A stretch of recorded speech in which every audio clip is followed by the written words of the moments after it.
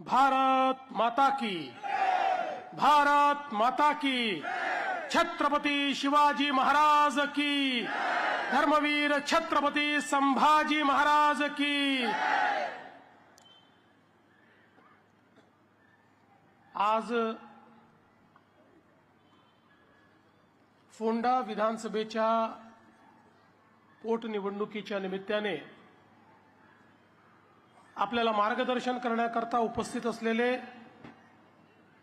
गोव्याचे तरुण, तडफदार आणि यशस्वी मुख्यमंत्री डॉक्टर प्रमोद सावंतजी, भाजपचे ज्येष्ठ नेते केंद्रीय राज्यमंत्री श्रीपाद भाऊ नाईक, माझे मित्र आणि गोव्याचे भाजपचे अध्यक्ष श्री दामू नाईक, या ठिकाणी उपस्थित मगोचे अध्यक्ष दीपक ढवळीकरजी, मंत्री सुधीन ढवळीकरजी, माजी मुख्यमंत्री दिगंबर कामतजी, सुभाष शिरोडकरजी, मायकल लोबोजी, गोविंद गावडेजी, संकल्प आमोणकरजी, विलास तुळेकरजी, नरेंद्र सावईकरजी, विनय तेंडुलकरजी, दीपा कोल्वेकर, सुवर्णा तेंडुलकर,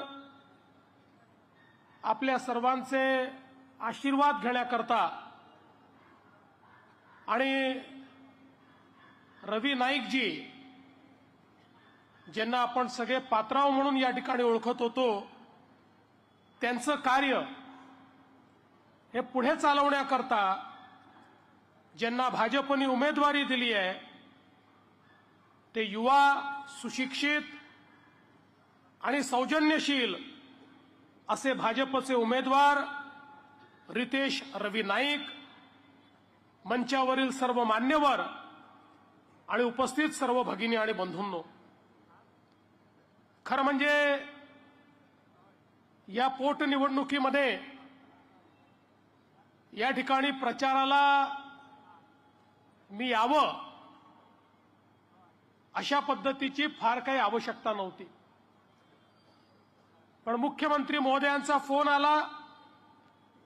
ते मला म्हणाले की गेल्या काही वर्षात रवी नाईकजींशी तुमचे जवळचे संबंध तयार झाले होते, त्यांच्या सुपुत्रांना आम्ही तिकीट दिली आहे आणि तुम्ही या सभेकरता आलं पाहिजे. मी तात्काळ त्यांना सांगितलं मी निश्चित येईल. आज खरं म्हणजे मी तमिळनाडूमध्ये प्रचाराकरता होतो. आज तमिळनाडूचा कार्यक्रम करून या ठिकाणी गोव्यामध्ये आलो. ते केवळ आणि केवळ रवी नाईकजी यांना आदरांजली व्यक्त करण्याकरता, श्रद्धांजली देण्याकरता. मला आठवतं ज्यावेळी रवी नाईकजींना भारतीय जनता पक्षामध्ये पुन्हा या ठिकाणी प्रवेश करायचं ठरलं, मुख्यमंत्री महोदय, आम्ही सगळे, मी देखील होतो, डिसेंबर 2021 मध्ये आम्ही रवी नाईकजींकडे गेलो. अतिशय छान चर्चा झाली आणि मग एक प्रचंड मोठा कार्यक्रम झाला. त्या कार्यक्रमामध्ये रवीजींचा प्रवेश झाला. त्या प्रवेशाला मी उपस्थित होतो, निवडणुकीच्या प्रचाराला मी उपस्थित होतो, त्यांची शपथ झाली त्यावेळी शपथविधीला मी उपस्थित होतो. पण दुर्दैवाने कधी असं वाटलंच नाही की त्यांच्या शोक सभेला देखील मला उपस्थित राहावं लागेल. पण तोही दुर्दैवी क्षण हा आपण सर्वांनी बघितला. आणि आता खरं म्हणजे ज्यावेळी ही पोटनिवडणूक आली, मला अपेक्षा होती केवळ 8 महिन्याचा काळ बाकी आहे, 9 महिन्याचा काळ बाकी आहे. 9-10 महिन्याच्या काळाकरता होणारी पोटनिवडणूक या ठिकाणी राजकीय संस्कृतीचं प्रदर्शन होईल. आणि ज्या प्रकारे रवी नाईकजींनी बहुजनांचा नेता म्हणून कुळ मुंडकरांचं जे कार्य केलं, शेतकऱ्यांचं जे कार्य केलं, शिक्षणाच्या क्षेत्रात जे कार्य केलं, या सगळ्या कार्याचा विचार करून आमचे विरोधी पक्ष हा निर्णय घेतील की ही निवडणूक बिनविरोध होऊ दिली पाहिजे आणि एक प्रकारे तेही रवी नाईकजींना श्रद्धांजली देतील अशी मला अपेक्षा होती. पण दुर्दैवाने त्यांनी हा विचार केला नाही. खरं म्हणजे मगाशी सांगितलंय, खरंय, या एका सीटनी या ठिकाणी कुठलाही राजकारणात बदल होत नाही, सरकारवर कुठला परिणाम होत नाही. अशा परिस्थितीमध्ये गोव्यासारख्या राज्यामध्ये एक सुसंस्कृत अशा पद्धतीची अपेक्षा ही आपण ठेवली, पण दुर्दैवाने ती पूर्ण झाली नाही. पण मला विश्वास आहे विरोधकांनी जरी ही अपेक्षा पूर्ण केली नसेल तरी फोंडेकर ही अपेक्षा पूर्ण करतील आणि 9 तारखेचं वोट हे रितेश करता नाही, 9 तारखेचं वोट हे रवी नाईकजीं करता या फोंड्याची जनता देणार आहे. आज आपण बघा, माननीय मोदीजींच्या नेतृत्वात आणि डॉक्टर प्रमोद सावंतांच्या नेतृत्वात गोव्यामध्ये प्रचंड मोठा विकास झालेला आपण बघितला. खरं तर मी असं म्हणेन की या आधुनिक गोव्याला आधुनिकता देण्याचं काम हे मोदीजींच्या नेतृत्वात मनोहरभाई पर्रिकर आणि डॉक्टर प्रमोद सावंत यांनी केलं. आज गोव्याची बदललेली परिस्थिती आपण पाहू शकतो. तुम्ही विचार करा, आज जे इन्फ्रास्ट्रक्चर तयार झालं, वेगवेगळे फ्लायओव्हर्स, एलिव्हेटेड रोड्स, जुवारीचा ब्रिज, हे सगळं इन्फ्रास्ट्रक्चर जर तयार झालं नसतं तर गोवा चोको ब्लॉक होत होतं. हळूहळू पर्यटकांना असं वाटायला लागलं होतं की या ठिकाणी खूप कंजेशन आहे. पण योग्य वेळी या गोव्यामध्ये मोदीजींच्या आणि आपल्या मुख्यमंत्र्यांच्या नेतृत्वात इन्फ्रास्ट्रक्चरचं काम झाल्यामुळे आज पुन्हा एकदा देशामध्ये सर्वाधिक पर्यटक हे आपल्या गोव्यामध्ये येतात. ही आपल्याकरता अभिमानाची बाब आहे. 2 एअरपोर्ट झाले. लोक म्हणायचे तिकडचा एअरपोर्ट झाला मोप्याचा की डांबोळी एअरपोर्टचं काय होईल. पण मी ज्यावेळेस 4-6 महिन्यापूर्वी आलो आणि डांबोली एअरपोर्टवर उतरल्यानंतर सहज विचारलं, मी म्हटलं 2-2 एअरपोर्ट झाले, मग काही फ्लाईट कमी झाल्या का? त्यांनी सांगितलं कमी नाही झाल्या, फ्लाईट वाढल्या, येणारे पर्यटक वाढले आणि दोन्ही एअरपोर्टवर इतक्या मोठ्या प्रमाणात पर्यटक आज या ठिकाणी येत आहेत की एक नवीन रेकॉर्ड या गोव्यामध्ये तयार होतोय. आज आपण पाहू शकतो सामान्य माणसाच्या जीवनामध्ये परिवर्तन करणाऱ्या योजना ज्या मनोहरभाईंनी सुरू केल्या आणि डॉक्टर प्रमोद सावंतांनी त्या योजनांना एक बळ दिलं आणि त्या योजना विस्तारित करण्याचं काम केलं. आमच्या महिलांकरता असो, आमच्या सिनियर सिटीजन करता असो, आमच्या तरुणाई करता असो, आज एक प्रकारे विशेषतः गोव्याला एज्युकेशनचं हब करण्याचं काम हे डॉक्टर प्रमोद सावंतांच्या नेतृत्वात होत आहे. एक गोष्ट लक्षात घ्या, ज्या ठिकाणी एज्युकेशनचं हब असतं तो काळ गेला की ज्या काळामध्ये कॅपिटल महत्वाचं होतं.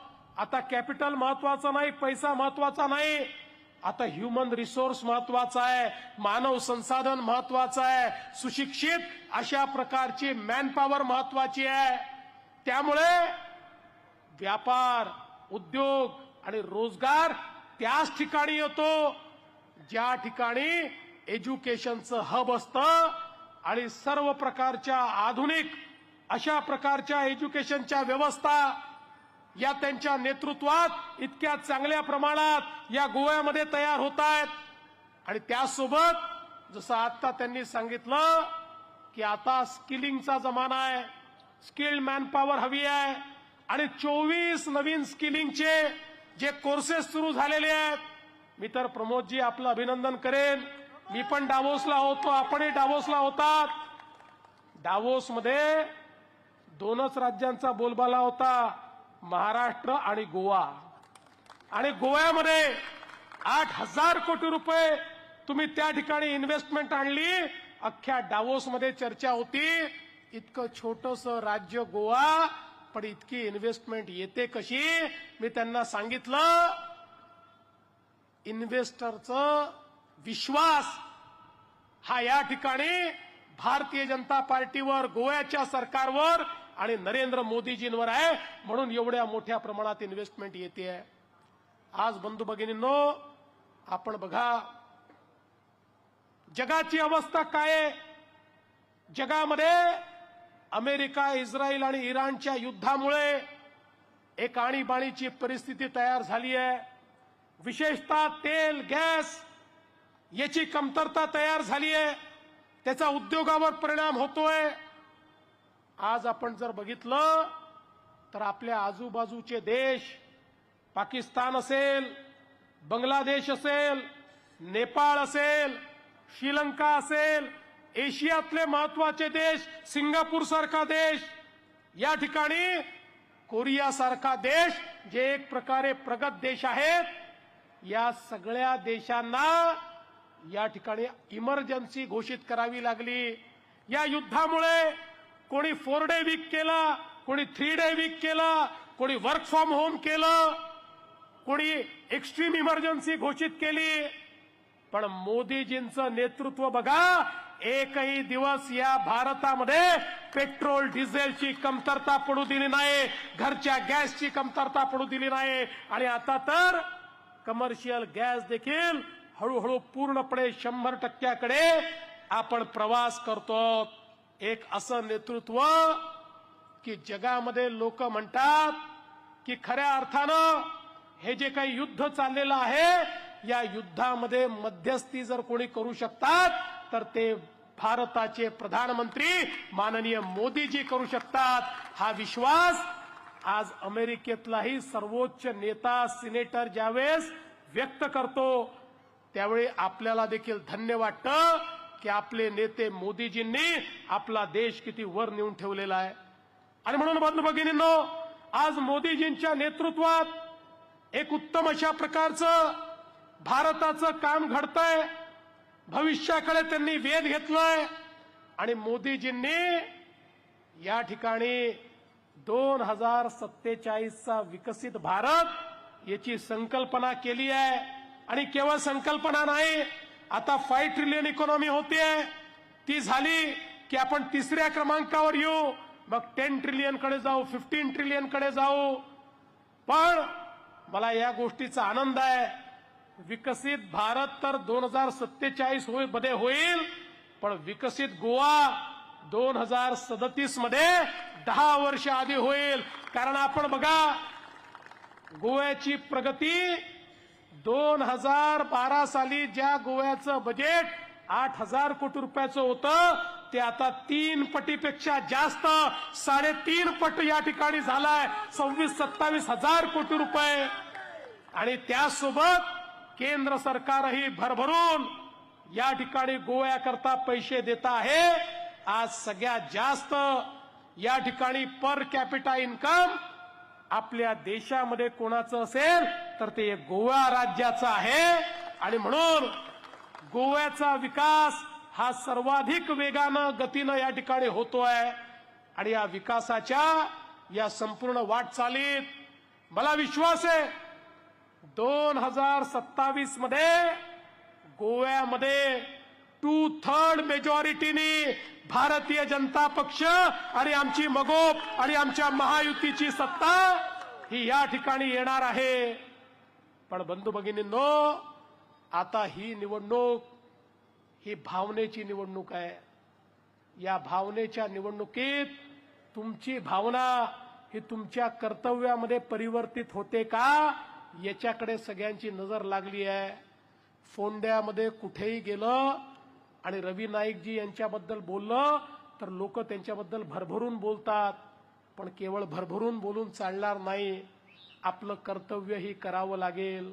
तुमच्या मनातलं प्रेम, हे व्यक्त करण्याकरता 9 तारीख तुम्हाला मिळाली आहे. 9 तारखेला मतदान केंद्रावर जाऊन कमळाचं बटन दाबणं हे खरं तुमचं कर्तव्य आहे. हेच तुमचं प्रेम आहे, हीच तुमची भावना आहे. आणि ही भावना आणि प्रेम हे व्यक्त करण्याकरता मी एवढीच विनंती करतो, रितेश यांच्यासारखा एक तरुण ज्यांनी या ठिकाणी संकल्प केलाय, रविजींची परंपरा, त्यांचं कार्य, बहुजनांचा विकास, हे सगळं कार्य पुढे नेण्याकरता आता तो मैदानात उतरलाय. आणि त्याच्या पाठीशी या ठिकाणी ही सगळी नेते मंडळी आहेत, मुख्यमंत्री आहेत, केंद्रीय मंत्री आहेत, संपूर्ण सरकार हे रितेशच्या पाठीशी आहे. अरे 8 महिन्यामध्ये या फोंड्यामध्ये तुमच्या आशा आणि आकांक्षा पूर्ण करण्याचं काम रितेश करून दाखवतील, हा विश्वास तुम्हाला देतो. आणि 9 तारखेला